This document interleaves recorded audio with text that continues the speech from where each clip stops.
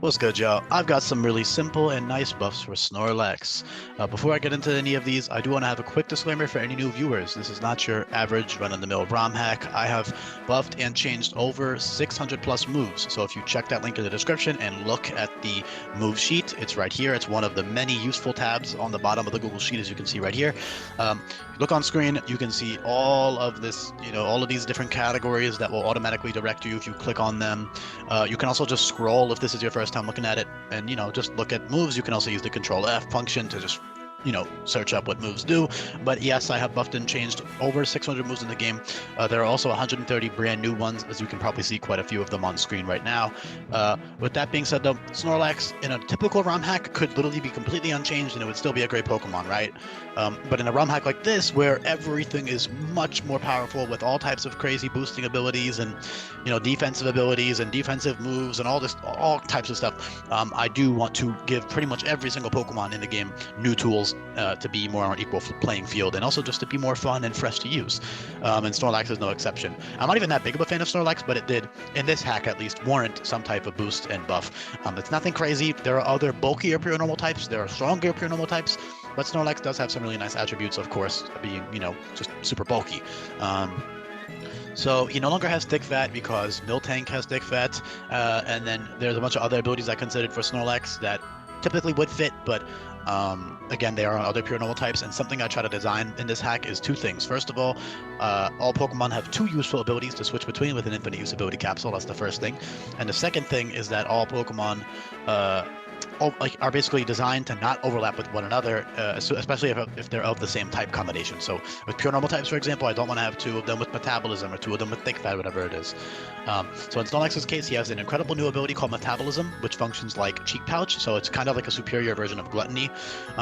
Technically, I know Gluttony works with like the pinch berries in Gen 7, and like you could argue Gluttony is also really good, and it's not bad, but I think Metabolism is a lot more unique because it allows for more strategy with different types of berries. You don't have to run the pinch berry and just get HP, because that is the main use of Gluttony in Gen 7. But with Metabolism, you can use literally any berry, even just a Chople Berry. You can pivot in on a fighting type move or whatever and get HP back or something, It's super fun.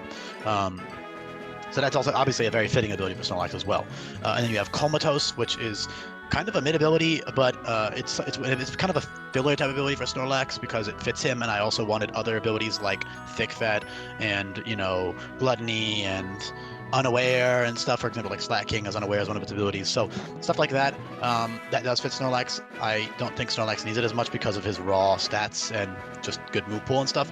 So Comatose is a bit of a filler. Obviously, in a competitive sense, it's great because it makes you mute the status, right? But in-game, it's not as valuable. The main use of Comatose is actually just Sleep Talk stuff with Last Resort, which they do get by a level up. Normally, that's a post-game tutor because I put all of the situational post-game tutor moves, or just, I kind of balanced all the post-game tutors to be the extra access ones. Meanwhile, all the main game tutors are super, super useful. The only exception being Superpower, which is usually learned by level up by a lot of Pokemon because Superpower is way too strong for the Ula Ula Beach tutor. So, yeah, because Superpower is modified now, functions like Giga Impact, Superpower, and a bunch of other new moves drop your attack step by -2, and Giga Impact in particular is 160 base power, so that's very strong with Snorlax.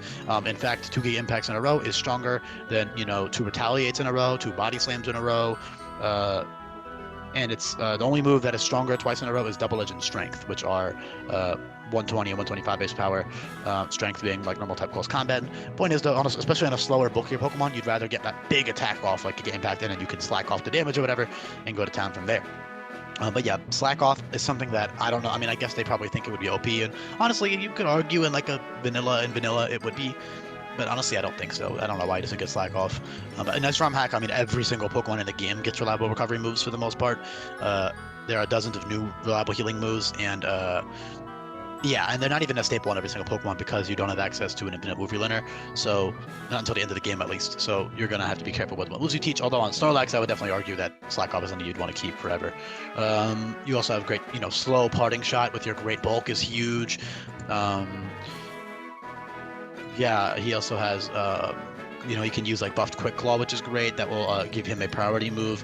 It doesn't out-prioritize like regular priority moves. For example, Quick Claw, Body Slam or whatever isn't going to out-prioritize Aqua Jet or something. It just makes you move first in that priority bracket. So Quick Claw, Body Slam will outspeed, the opponent using Close Combat or whatever, just random move. But that's really cool. It's a single-use item now. It's consumable, and it always triggers, so that's a cool little item for Snorlax to abuse.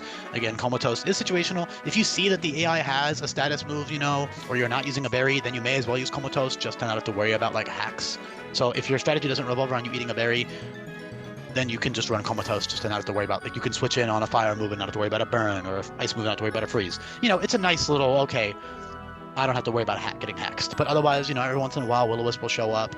You know, for Plumeria, T-Spikes will show up and stuff like that. Speaking of, yes, it does have Poison Heal as a trainer's only ability, so there will be, you know, a boss fight with the Poison Heal Snorlax, which sounds ridiculous, but honestly, in the context of this hack, it's really not that crazy. You can still probably one-shot it with, like, all of your Pokemon, which get a fighting type coverage move for the most part. Like any physical attacker probably has takedown in a lot of cases, so you can just kill it with that.